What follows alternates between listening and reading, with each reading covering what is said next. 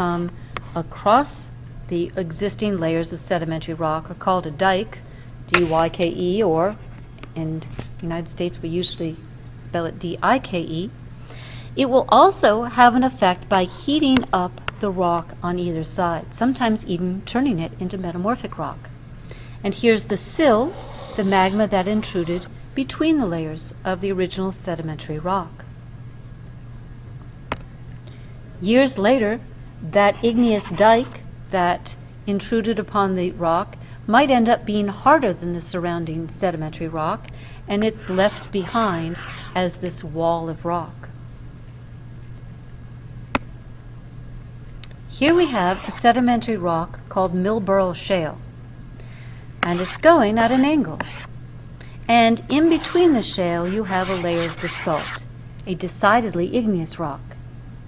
Well, how can you have a sill that's at an angle? Easy. It probably wasn't at an angle when the sedimentary rock was first there. Sedimentary rock is usually horizontal. The magma chamber was below, the magma came in and seeped between the layers. However, what happened next was that the entire layer of rocks was tilted to see what we see today. Here we have a summary of many different kinds of igneous intrusions. You start with magma, and the magma will cool to become a batholith. A batholith is a very, very large intrusion of magma that has cooled deep underground. The whole Sierra Nevadas are a big batholith. They're made of granite. And if you look at the highest place in California, Mount Whitney, you stand on the top of Mount Whitney, you are standing on rock that started miles underground and has since been lifted up. Well, if that magma comes to the surface, we have a volcano, and this volcano here is most certainly a composite volcano. How do you know? Well, you've got ash coming out of it now, you've got a nice cone shape, and here we have a lava flow. As the lava flow cools, there we have a layer of basalt or andesite or rhyolite on the surface. If, however, the magma never got to the surface, it could have formed a sill or a dike. Or, here we have another dike and another sill. If the sill, however, pushed the rock up above it, you can have this kind of mushroom-shaped intrusion called a laccolith. And here's a laccolith that is now pushed up to the surface, and the once curved layers of sedimentary rock that were around it are eroded away. This here would be what's left after the volcano has eroded away. It's called a volcanic neck. Here we have a layer of igneous rock that formed deep underground. It's in the form of this sort of mushroom shape. That is a laccolith.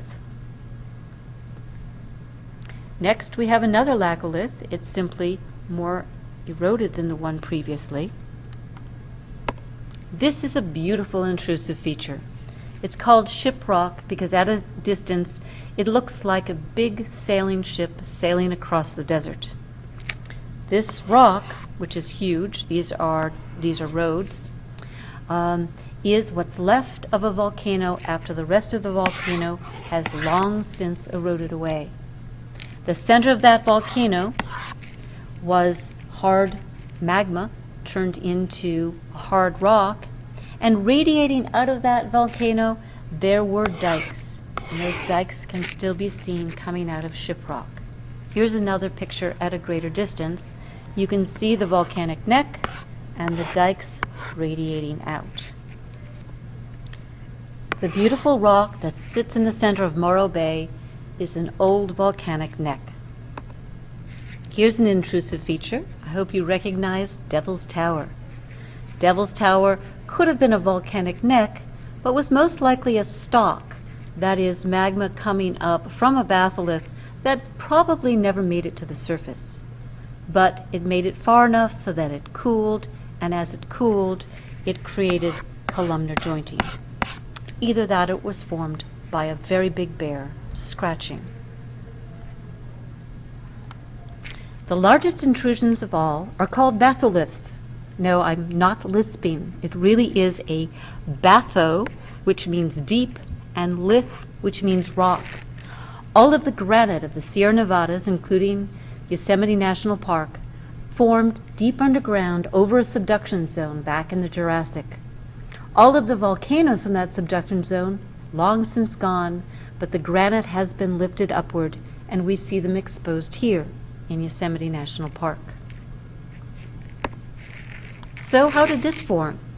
You're looking at a rock layer. There's a rock hammer to give it scale.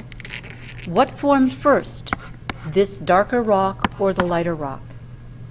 Well, the clue is that you can see sort of flow lines here, and this lighter rock is igneous, while the darker rock is not. So the darker rock was there first, and the lighter rock flowed around it, turned into an igneous rock, leaving the dark rock behind as a xenolith. What's that? That is a volcanic neck. How about this? This rock right here looks like granite to me, but what about this oval blob? The granite surrounded the blob, and the blob, instead of getting totally assimilated and melted, just is left behind once again as a xenolith. So the blob came first. Here we have light layers cutting across a darker rock. Those light layers are dikes, and that light rock was once very felsic magma. Here we have sedimentary rocks of the Grand Canyon. But among those sedimentary rocks, there is a layer of basalt. Now, if you could find vesicles at the top of the basalt, you could say, oh, easy, that's just a lava flow. But if instead you find that this layer of basalt heated the rock above and below it, it might not be a lava flow at all. It might instead be a sill. How about this layer? This also is igneous rock, where the layers on either side of it are layered sedimentary rock. That would be a dike. And of course, the largest cliff of one single kind of rock is El Capitan in Yosemite National Park. That rock is granite, and El Capitan is part of the Sierra Nevada batholith.